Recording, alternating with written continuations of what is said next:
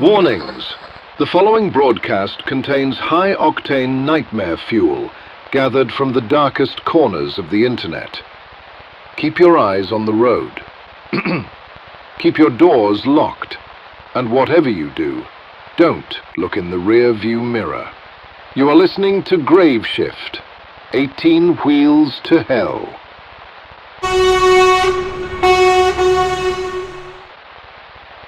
Imagine for a second that you are completely, utterly alone. And I mean really alone. Yeah, not just, home alone where your neighbors are a wall away. You are out there. You're driving through the California desert. It's late. And it's not just late. It's that heavy, oppressive kind of late where the world feels like it's just stopped. You're on State Route 58. The Tehachapi Pass. Exactly. If you know that area, you know the exact vibe I'm talking about. Oh, absolutely. It's a strange place. By day, it's almost beautiful in a stark kind of way. With the wind turbines? Right. You've got thousands of those massive wind turbines spinning on the hills. It's the symbol of, industrial power. But at night... It's a void. It is a complete void. It creates a very, very specific sensory experience. It's an environment that, honestly, it commands respect.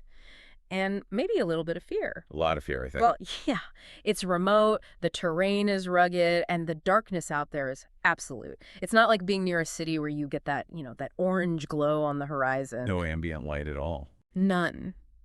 When you turn off your headlights on SR 58, you are in a true vacuum of light. It's like a sensory deprivation tank, but, on a huge geographical scale. And that is exactly where our deep dive begins today. We are looking at a source that, and I'm not kidding, it kept me up last night. I read it 3 times, and every single time, the hair on my arms just stood up. I get that. It's a first-hand account from a Reddit user. He goes by the name Foodspec.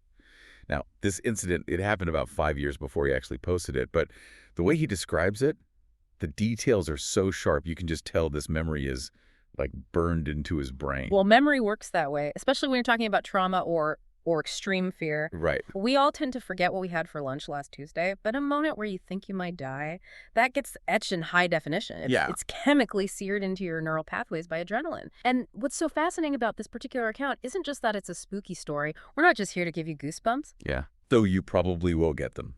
I've already got them just thinking about the hay part. Oh, we'll get to that. But our mission here, our goal for this deep dive, is to deconstruct a real-world survival encounter. Okay. We want to do like a forensic reconstruction of what happened. We want to look at the psychology of fear, the mechanics of situational awareness, and that really terrifying ambiguity of the unknown when you're in one of these remote places. So we're analyzing how a totally routine night can just flip. In the blink of an eye. How it becomes a life or death scenario. And we want to look at the specific decisions that determine the outcome. Okay, so let's set the scene properly for everyone listening. Our protagonist, we'll just call him the driver, is a long-haul trucker. He's hauling a load through California. He's on that SR 58 stretch near Tehachapi. It's pitch black. He's tired. Really? And we've all been there, right? That heavy eyelid feeling where you just know you have to stop. Right. In his line of work, that's not just a feeling. It's a logistical mandate. You have to understand the context of the trucking industry. The hours of service. Exactly. These are federal regulations. You have an 11-hour driving window, a 14-hour on-duty window. But there's a wrinkle here. His load had been rescheduled. Ah, so he wasn't just pulling over because he was about to fall asleep. He actually had time to kill. Precisely. He needed to wait until it was closer to his new delivery slot. And that changes the dynamic completely. He isn't just pulling over to crash into the sleeper cab immediately. He has active downtime. So he pulls over. He finds a spot on the side of the road. And this is not a well-lit truck stop with a diner and other people around. No, not at all. He's parked on the shoulder, surrounded by heavy brush, low traffic. It's just him, his truck, and the dark. And this is where the decision-making process starts to get really interesting. He's got downtime. He could just lock the doors, climb into the sleeper, and go to sleep. But he doesn't. He doesn't. He decides to engage in a hobby. Yeah, and this is the detail that really hooked me when I first read this. He's not like scrolling on his phone or watching a movie. He's getting into astrophotography. Which is a very technical, a very precise hobby. It's not just pointing your phone at the moon and snapping a picture. Right. So picture this. He's got this massive 18-wheeler. He climbs out of the cab. Okay. And he scales the trailer.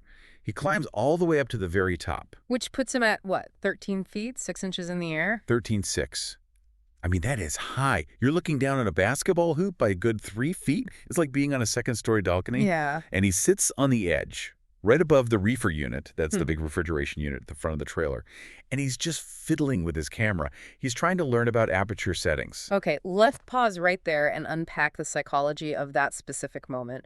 We're calling this segment the false fortress. I love that, false fortress. Because he feels totally safe, doesn't he? He feels invincible. And there are like 2 layers to this feeling of safety. The first is obvious, the physical elevation. The height. Right. 13 feet, 6 inches is a significant barrier. In our evolutionary brain, height equals safety. We call it the Overwatch principle. You climb a tree to get away from a predator. Exactly. You build castles on hills. When you're that high up, the assumption is that nothing on the ground can touch you without you seeing it first. You have the ultimate vantage point. He literally says it in his account. He says, I felt pretty safe in the knowledge that no animal was climbing up 13-foot-6 pyri of a trailer. And he's right, mostly. He's logically ruled out the entire animal kingdom, coyotes, bobcats, even a bear. They aren't going to scale a sheer aluminum wall to get to him. I mean, a mountain lion maybe could, but it's not likely. A mountain lion could physically do it, sure, but they rely on stealth and cover. A giant, smooth, vertical wall doesn't really provide that. Yeah. So physically, he feels like he's been removed from the food chain. He believes he's exited the immediate environment. Okay, but then there's the second layer you mentioned, the mental engagement. The camera. Astrophotography requires an intense cognitive load. You're dealing with f-stops, ISO settings, which is all about the sensor's sensitivity to light shutter speeds, exposure times. A lot of math. A lot of math and a lot of focus. You're looking at this tiny little LCD screen. You're adjusting these tiny dials. Your cognitive bandwidth, all of your mental energy is almost entirely consumed by this one task. So his world has shrunk. Drastically. His situational awareness has narrowed down from this vast 360-degree desert environment to the few square inches of that camera interface. Wow. He's physically isolated by height, and he's mentally isolated by concentration.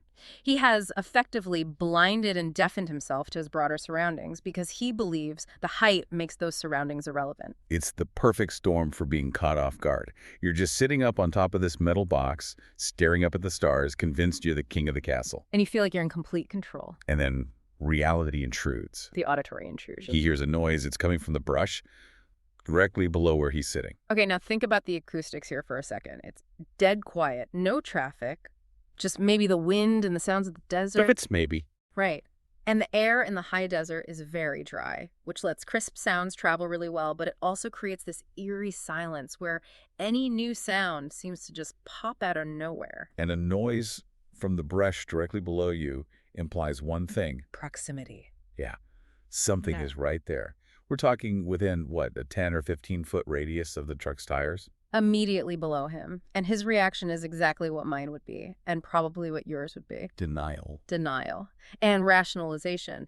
He grabs his flashlight, he checks, sees nothing, and immediately goes, must be the wind. Of course. It's a classic cognitive coping mechanism. We call it normalcy bias. Your brain prefers a boring, non-threatening explanation to a scary one. Right, because if he admits it's a threat, his whole night changes. Totally. He has to stop his hobby, he has to move, he has to enter a state of alert. But if it's just the wind, he can go right back to learning about aperture settings. So this wind theory is just his brain trying to maintain the status quo. He wants to stay in his fortress. He wants the world to make sense. Precisely. He wants to believe that fortress is still intact. So he shines the light, he sees nothing but brush, and that visual confirmation, or, lack thereof, it reinforces the denial. I don't see anything, therefore nothing is there. It's a logical fallacy, but it's a very comforting one in the moment. But the universe, it has a way of nagging you. 2 minutes later, it happens again. And this is the key detail. Notice the change. The sound has moved. It's further down the trailer now. So it's not just a rustle in one spot. It's mobile. It's traveling. And this is where our brain's pattern recognition system starts to kick in. We are pattern-seeking machines. A single random rustle might be the wind, but a rustle that happens, stops, and then happens again in a different location along a linear path. That's locomotion. That is purposeful movement. He tries the flashlight again. Still nothing. But you can tell his internal monologue is shifting now. He starts analyzing the quality of the sound. Right. He says it didn't sound like a small animal. It sounded like, and this is his quote, someone moving around below me. That distinction is absolutely vital.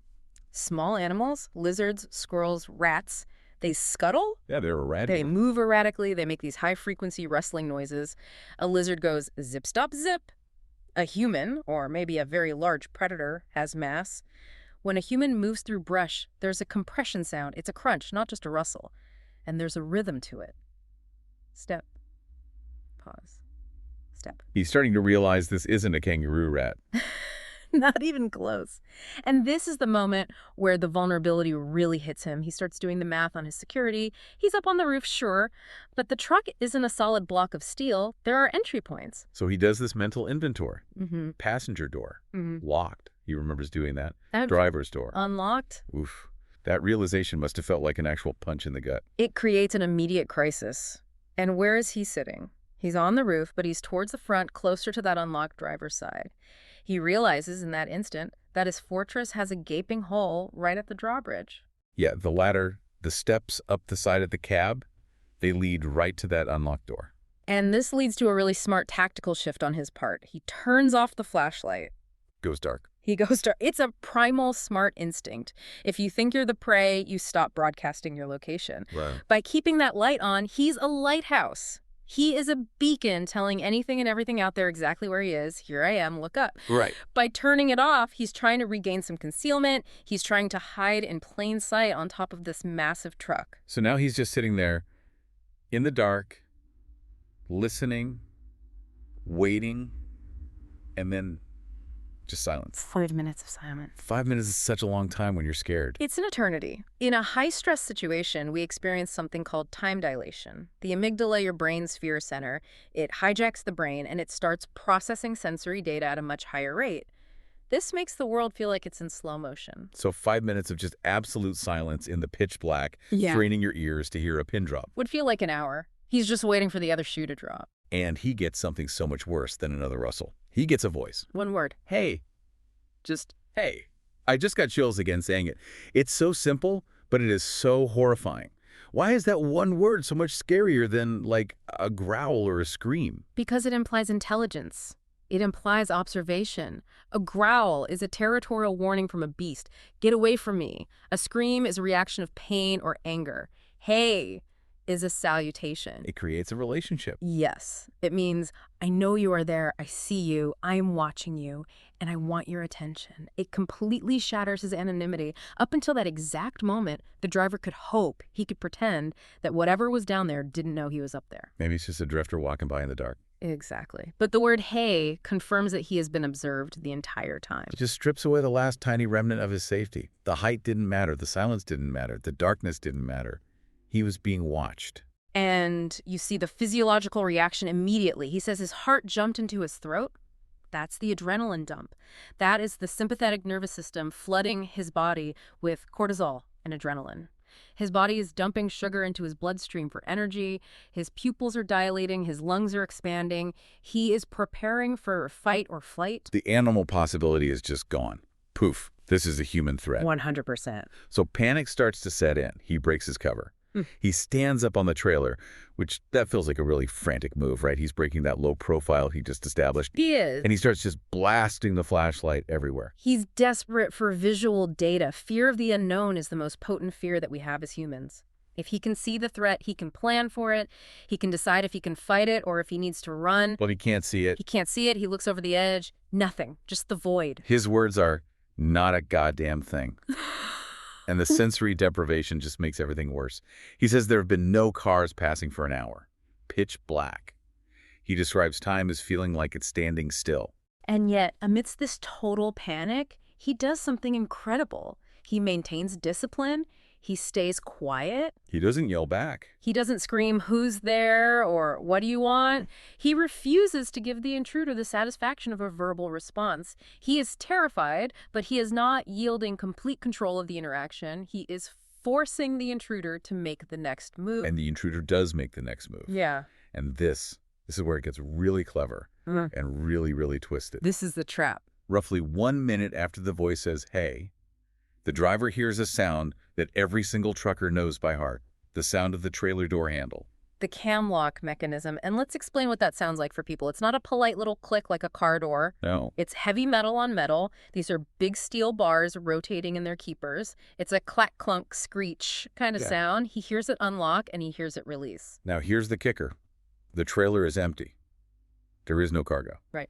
So if this was just a simple robbery, the thief would, open the door, see it's empty, and maybe leave, or start rummaging around. Correct. But they don't open the door. No. They unlock it. They unlatch it. But they do not swing it open. Why? I mean, what is the logic there? That's so bizarre. Well, this raises a really important question about the intruder's intent. If the goal is theft, you check the goods. If the goal is to, say, harm the driver immediately, you probably just rush the cab. But this action unlocking the rear door and then just waiting, that's a tactical maneuver. We call it the bait theory. It's a lure. It's a total lure. The intruder knows the driver is on the roof. The intruder knows the driver is the owner or operator of this vehicle. By manipulating the truck, by messing with the trailer door, they're trying to trigger a very specific response. They want the driver to come down and check on his property. They wanted to come to the back of the trailer. Exactly. Think about the geometry of the situation. If the driver climbs down that ladder to go secure his load, where does he have to go? He has to walk all the way to the rear of the vehicle. He has to stand on the ground level in the dark. Exactly where the intruder is waiting. It's pure psychological warfare. They aren't trying to steal the truck. They're trying to manipulate the driver's movement. They are trying to position him on their chessboard to get him to move to a square where they have the advantage. It's predatory behavior. It really suggests that the goal wasn't property crime at all. I don't think so. The role was the driver himself. By creating a problem, an unsecured door, they are counting on the driver's professional instinct, his, compliance instinct, to kick in. The door is open, I must close it. But the driver doesn't take the bait. He realizes it's a trap almost immediately. He says, I had no time to think. Instinct just takes over. And this is where the brain completely bypasses the prefrontal cortex, the logical thinking part, and it just hands the keys over to the amygdala, the survival part. He enters the flight phase of the survival response. And it is an athletic feat. He doesn't climb down the ladder carefully. He jumps. From the roof of the trailer to the catwalk. For anyone who doesn't know trucks, describe the catwalk and how dangerous this is. Okay, so the catwalk is a small metal platform, usually it's grated steel, and it's located right behind the sleeper cab. It's where the air lines and the electrical cables connect from the truck to the trailer. Right. The gap between the trailer and the cab isn't huge, maybe 3 or 4 feet, but it's a gap, and it is pitch black. Below that gap is the drive shaft, the frame rails, all the grease-covered mechanical guts of the truck. If he slips, he's in big trouble. He's going down hard between the cab and trailer. It's a risky maneuver in broad daylight, let alone in the dark when you are terrified for your life. But he lands it. He hits the catwalk, scrambles to the ground, and just dives into the driver's side door. And remember, that door was unlocked. The irony. The one thing that made him so vulnerable is now the thing that saves him. Precisely. If he had locked that door earlier, he'd be fumbling for his keys in the dark with an intruder who could be seconds away. That one oversight actually facilitates his escape here. He gets in, locks the door immediately, fires up that big diesel engine, and, in his words, took the fuck off as fast as I could. The urgency is just palpable in the writing. He doesn't wait to check his mirrors. He doesn't do a pre-trip inspection. He doesn't even wait for the air pressure to build up fully, which is a big no-no. He just hammers the throttle. This is pure flight. It is. So he drives for about 5 minutes, hyper-vigilant. He's just staring at his mirrors, shaking, trembling. The adrenaline dump is real. Oh, that trembling is a classic after effect. We call it the crash. When the danger is right there, your hands are steady, your muscles are primed, your focus is razor sharp. But once the immediate threat is gone, your body has to process all that excess chemical energy. So you shake. You shake, you can feel cold, you might feel nauseous. It's the physiological cost of survival. Your body is just burning off the fuel. But he has a loose end. And this, to me, is the part of the story that stresses me out the most. The trailer door is still unlatched. It's swinging in the wind. Yeah. And an unlatched trailer door is a massive safety hazard on the highway. Oh. It increases the width of the vehicle by 4 feet on one side. It can swing open into oncoming traffic. It could hit a passing car, a cyclist. Even empty, the aerodynamic drag can destabilize the whole rig. He has to stop.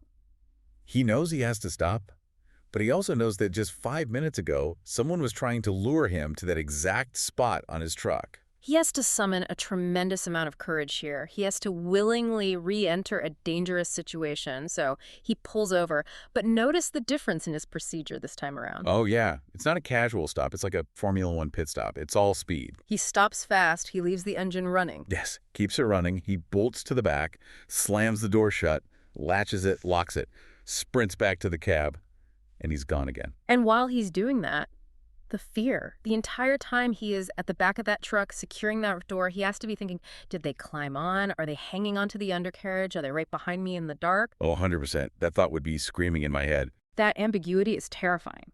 He never clears the vehicle. He never does a full search. He just has to assume he left them behind, but he doesn't know.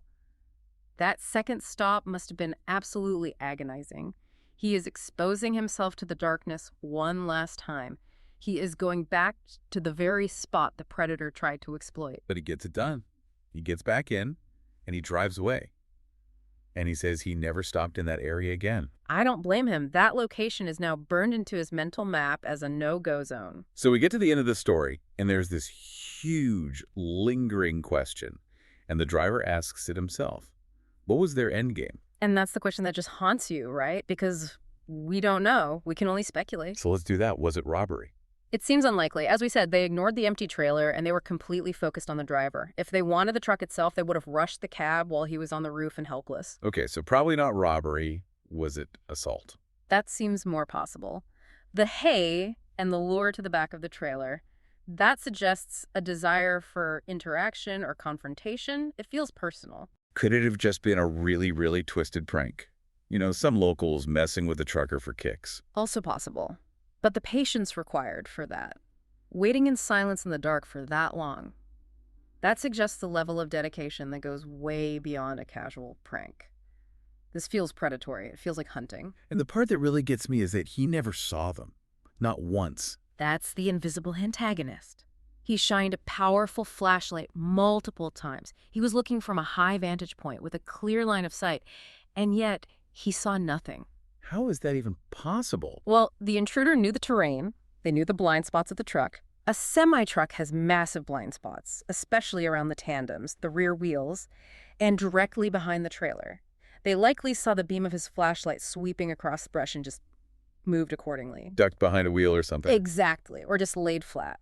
It's a game of cat and mouse, and in this game, the mouse was blindfolded. The intruder had all the information, the driver had none. It's terrifying to think about. You know, we started this whole deep dive talking about the false fortress, this idea that we build these little bubbles of safety around us. But this story it completely punctures that bubble. It really does. It's a harsh reminder that situational awareness isn't just about looking around. It's about understanding the limitations of your own senses. It's about understanding that high ground isn't always safe ground. And it's about listening to that little instinct that says, this isn't just the wind. The pattern recognition. Exactly. I mean, think about it. If the driver had ignored that second noise, if he had just put headphones on and tried to ignore the, hey, he might have climbed down later, casually, right into the hands of whoever or whatever was waiting for him. That is a very sobering thought. His paranoia saved his life. His willingness to abandon the hobby, to listen to the fear, and to act decisively when the trap was sprung, that is why he's here to tell the story today. Okay, let's pivot just a little bit. I want to talk about the location again. SR 58, Tehachapi. You said earlier that the environment itself plays a huge role here. It's a character in the story. Rural highways, especially in the desert Southwest, they have a unique psychology to them. They're transient spaces. Yeah. People pass through, they don't stay. And this creates a sort of lawlessness, or at least a lack of a social contract. If something happens to you out there, help is a long, long way away. There is no 9/11 response time of 3 minutes. You are completely on your own. And the darkness. We rely so much on artificial light in our modern lives. We totally forget what true dark is. And true dark offers concealment. It emboldens predatory behavior because the risk of detection is incredibly low. The person in the brush felt comfortable enough to wait, to speak, to physically touch the truck, all because the darkness provided this perfect cloak of invisibility. They were the master of that environment. The driver was just a guest passing through. I want to go back to the hey one more time. I just can't get over it. It's so bold, it's brazen. It's a total power move. Think about it from the intruder's perspective for a second.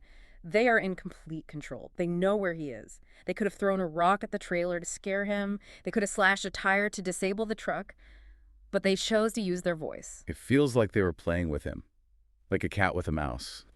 It turns the encounter into a game. It implies that the intruder was enjoying the control they had over the situation. They could have attacked, or tried to, silently, but they chose to announce their presence. That suggests a psychological motive, not just a material one. They wanted him to know fear. That makes it infinitely worse. It wasn't just a mugging, it was a torment. It creates a narrative where the intruder is the director of the scene. They cue the sound effects with the rustling. They cue the dialogue with the hey. They cue the action with the door latch. The driver was just a participant in someone else's twisted script. Until he rewrote the ending by jumping off the roof. Exactly. He broke the script. He didn't follow the stage directions. He didn't go to the back door. He went to the cab.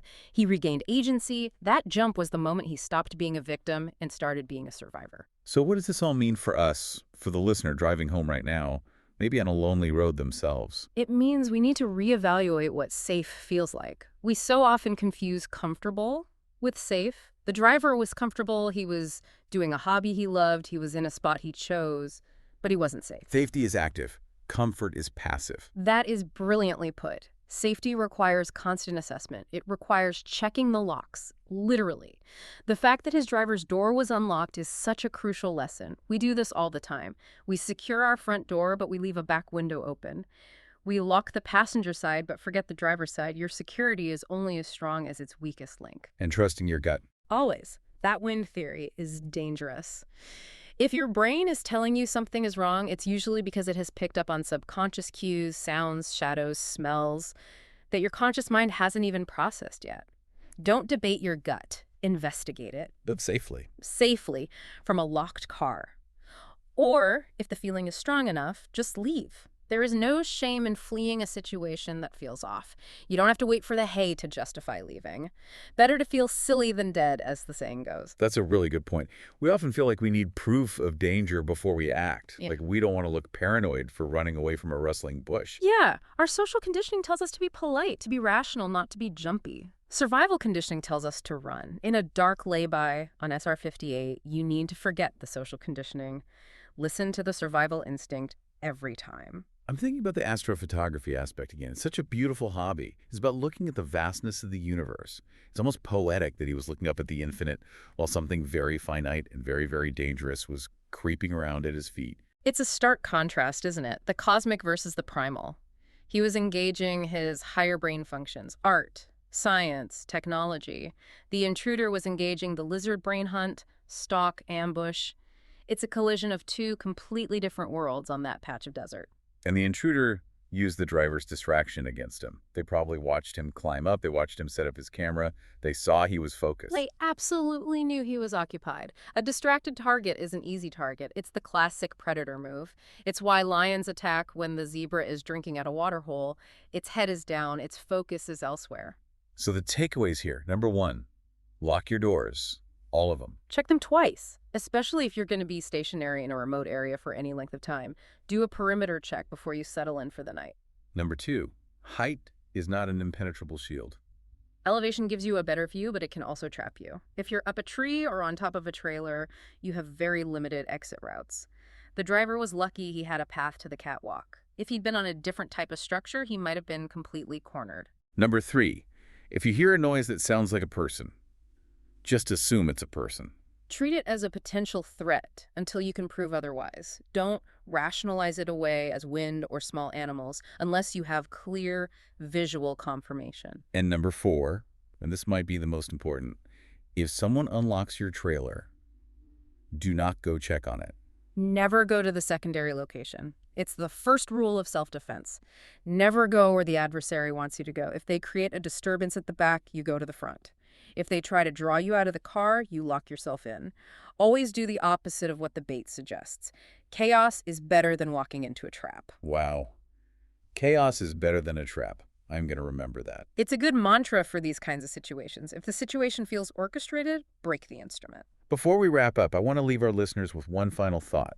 We've talked a lot about the driver's perspective. We've analyzed the fear, the reaction, the escape. But let's just flip the camera for a second. To the viewpoint of the intruder. Yeah. Think about that person or people in the brush. It's a chilling exercise to do. They didn't just stumble upon him in the dark. They saw the truck pull over. They watched the engine cut and the lights go out. They watched a man climb out of a cab, scale a 13-foot ladder, and sit on a roof. They watched him play with a camera. They waited in the dark, silently, for who knows how long. 10 minutes, 20, an hour. Patience is a predator's greatest virtue. And then, after all that waiting, they decided to speak.